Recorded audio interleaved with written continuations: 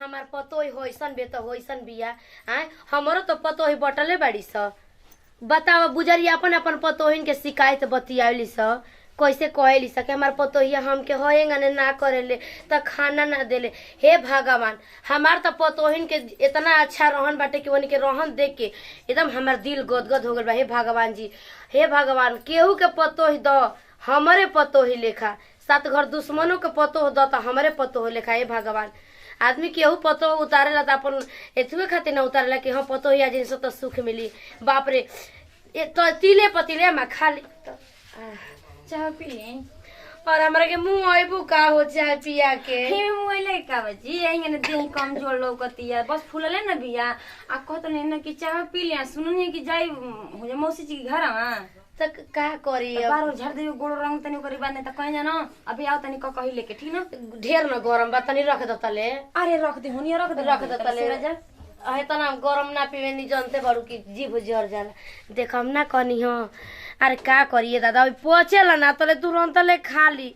त दी तेल लगा दी त दी बाहर झाड़ दी। अरे बाप रे बाप, हे भगवान जी, हमरो बुढ़ऊ रहता नहीं जाता कहता न देखतन पतोहिन के त खूब अगर रहतन। बाकी का चली हेंगन हो जेवल नौकरी हम घर बाकी आई आई हने तेल लगा दे होने चली जा। हमरा के माने मुंह आई बुझा गर्मी में तेल लगा के। अरे रोहे द न बार झरले नहीं खी झरले बाने लेकिन जा दे से पहिना दे आ कहत है न जन्नी कि मौसी जी के पतो ये आई बड़ी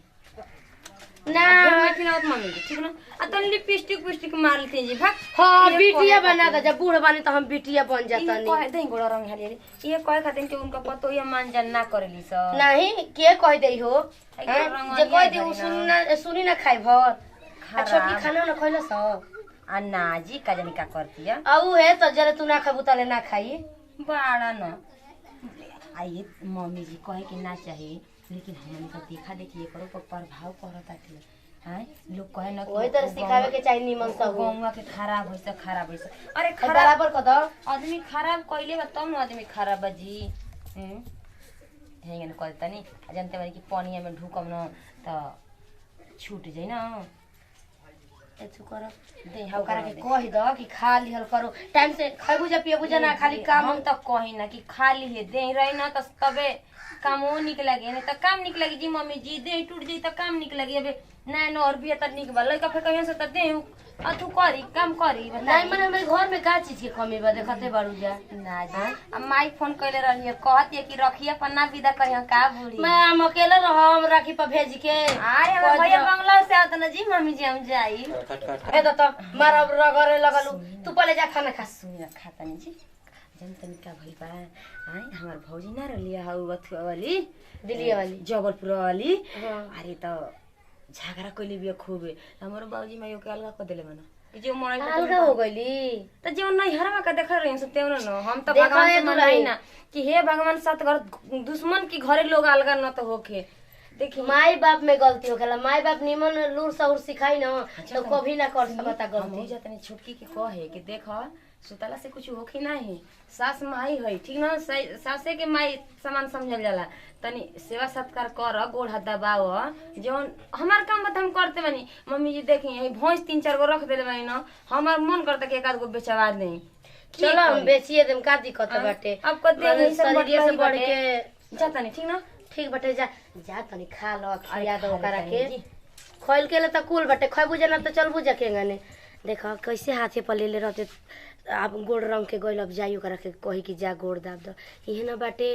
कुल ना माई बाप में थो गला। देख माई इहन के केतना निमन लूर सहूर सिखौले बड़ी तब न। चल ठीक बड़ा गर्मी लागत न पता नहीं जब काहे नहीं के लाइट रहत। अब जब तक ना कहीं जाते तो कैसे बहरी निकल जी कहीं जाके मन के बागा बिया। और घर परिवार हमार बहुते अच्छा मिलल बाटे जौन कहीं तौने करम लेकिन अपना मन के कभी ना करम। का करी बड़ी गर्मी लागत है में। छुटको हाँ दीदी आए बैठे का करतल कुछ ना दीदी बस ऐसे का बैठे हो कुल गोबर पानी क के मन त जनते बड़ो के हाथ गोड़ कैसन भइल बाटे ऐसे का बैठे। तोहर बिछौनो गंदा हो जाई। अरे ओसे का पिछई ना का कने खाना खइलु ह मम्मी जी कहाँ भी खई नहीं खाले मम्मी जी अरे मम्मी जी की तू टेंशन में मत रह छुटकी। अब नया नहर बड़ी खइबी ना तो माई बाप ओ जे देले पर का कही ना बाटे रखिया पर कहां जाके 3 धर पनी जा तनी भेज दिया जाए। जाए दीदी ओसे करो बड़ जित पन जब पहले सब खा ले नहीं आ सुनो एगो बात कहतनी घरे में हमनी के केहू नहीं खियांगना में ठीक ना भसुर नहीं खा जनते बड़ू की तोर भसुर 2 दिन खातिर नहीं हां आ तुरंते चल जाए उनको नौकरी मेहरारू हवे त ई कहतनी के देखो आज तक ले हम सास को दिल ना दुखनी 2 गरियो दिली तो हम सही के रह जाई ना का जरूरी बा एगो माई छोड़ के नहीं एगो माई मिलल बिया ठीक ना अपन घर अपन नहीं धइल जी चतल जी तबे कहाई ठीक ना तनी गोड़ा तुम कथा बाल करिए तेल उन लगावल करियो ठीक ना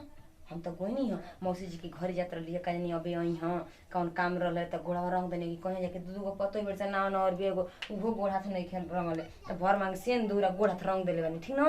ना दे त ना बुझाई त हमरा के सिखा दे। हां देख अब हम है तोर बड़ बहन बानी या तो हमार छोट बहन बाड़ी ठीक ना माई का कहलस तो के माई कहलस दोनों हमार बेटिए हौस तो ही हमनी को दोनों का देखी दीदी मिलजुल के रहल जाई ना कहे के ना चाहिए हमार माई छोटे पे मर गइल ठीक ना जाए दे भौजाई सिखैले ऐसा ना हम भौजी के माई कहना जानी छोटकी और हमार केहू नहीं खे दुनिया में और वैसा ने हमार सास मिल गईली एकदम में हाथे पर ले रही हम हाथे पर ले रही ना तो टेंशन कोनी बात कर नहीं खे आज जाते तेल लगा दियो ठीक ना दिल जीतल जाला सास ससुर का घर का यही खातिर बियाह शादी होला और ई कहो ठीक केहू कुछ कह दे चुपचाप सुन ले एक कान से सुन एक कान से निकाल दे हनी जा हम तो जाए छटिया काट दें बाजार आयल बेटे तब भैंसन के लगाई जो खाना खा लिए छुटकी का करम करबे न करम जैसे कहीं जो वैसे ही करम कहल तरी दिल जीते के वजह तेल लगाऊंगा ना वो भी जतन लगा देता नहीं ऐसे न कि जतने हम लोग सेवा करन उतने हमारे के मन जतने माइयो हमारे खुश रही न आ कि हमार बेटी ज्यादा खुश रही। कहो ई बाकी हमरो बहिन के पतो हो त बढ़िया भी सुघर सागर आ चलो सबकर पतो सुघर सागर रहे के चाहिए हमार पतो कौन जे खराब बाड़ी स हैं हमर तो पतो हुए बाड़ी स अब देखो ओकर लूर सहूर कैसन बाटे कैसा खुश रह भगवान तार मांगे कोखी बनौले रहस आगे कब आई तनी लूर सहूर सीख के रहलो कब आई नहीं अभी आके तो जस्ट पानी पियने पी के हां हां तनी बड़े से बैठे सुगर सागर तो बिया अब रहन के ऊपर बाटे सुगर सागर रह के का करी कि रहने ना रही हां तो बात बोला ही मम्मी बे हम तो का माने उ तेल लेके आइलू हो दिन ना लगा दे बे थकल नहीं खिरा है तो हल्का हल्का एकदम घसी हला हल्का हल्का लगा दे इतना बुझाता कि हम एथु भइल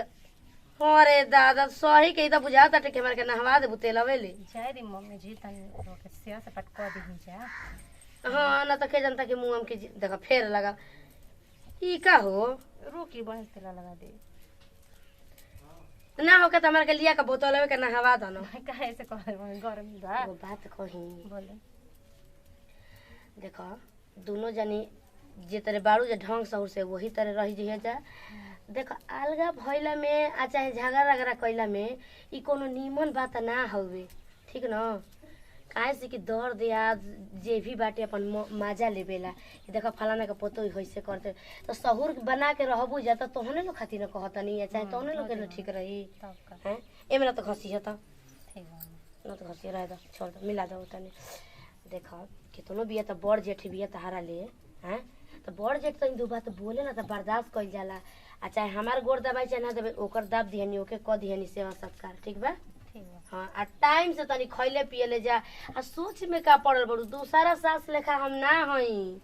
जानलू जैसन बात देखत ले हो खबुआ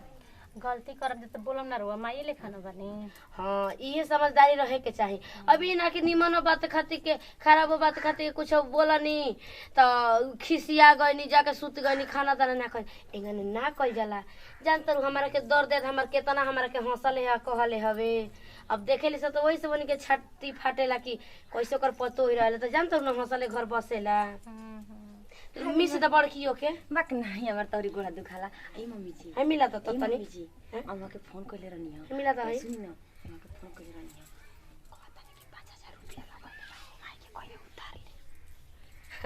ले कोनो बात नहीं खे हां कुल अभी घर के बा न सरसना सुन तनी कि छुटकी जाइए अपन नहर रखिए बाने त पैसा ऐसे देई साड़ी उड़ी किन के देई साड़ी चलिए जा दोनों जने एक दिन साजी खाने में लिया के चलो हम ना जाए आप की पसंद से जैसा ने लेके वैसा ने हमनी के पहन लेवल जाई ए मम्मी जी कहल जाला ना हाय मुखिया में झांक झांक के कितना ही लोग जरूरत रह जाई तो बात कही यही से आप खाब खाओ या छोड़ दिहनी ना। बे हम कुल त्याग देले उनके पानी तक ले हम ना वेथु करेनी हमारा के ना कमती ना कह सकी हेंगा नहीं करेले तो होइसन हिया हमनी का सास को सेवा तो करता नहीं जा अपने सास को जीवतिया के दिन गोड़ लागे गए रहनी हाँ। सुनो तो हिस्सा में डर नहीं लागल जीवतिया के दिन एक कनिया गोड़ लागे गए का आशीर्वाद देती है बुढ़िया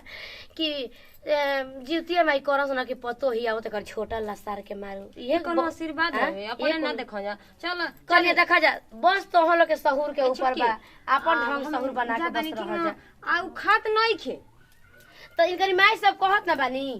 हमर कुछ काम धंधा ना होई जा खात नहीं खुद जा जा जा जा उठा तार फोन बाई कर ना रोक ले खाना ना देवर आइल बना जा सही केला ना ना हम भूख लगी त हम खा लेब कुल आइरन हम मोर मीठा त कुल तनी देले ले त खइली कहे के त ना चाहिए वो दिक्कत आ गइल बाटे जान तनी ई खात नहीं कि बहरी जाए के पड़ी यही से कहनी कि लैट्रिन बनवा दे। अरे भाई ईटा गिरवले बानी हम जाइला ना कुछ होला का करी हम का कहे ना नहर तब बिया क्यों लाइटिंग करे के दुखने तू खाना आदमी ना खाई हम लिया ना जाई चली, समझाई होगी तो दूसरा से का दिक्कत बाटे। नमस्कार प्रणाम हम खुशी गोड़ छुके गोड़ लगता नहीं आई देखें जे हमने की वीडियो बनाते हैं अपन टीम बाटे तो वीडियो अच्छा लगता है दिल से लाइक करो, शेयर करो, सब्सक्राइब करो, कमेंट बताओ कि वीडियो कैसन लागल। नमस्ते प्रणाम पूरा भोजपुरी समाज के गोड़ छुके गोड़ लागत नहीं हम सोनी सुमन और आगे ममता जी बोलो। नमस्कार प्रणाम हम ममता यादव आप सब भोजपुरी समाज के गोड़ चुके गोड़ लागत नहीं और चैनल का नाम नमस्ते मैं रवि पांडे और चैनल का नाम है इंटरटेनमेंट द न्यूज़। तो आप लोग फॉलो करें और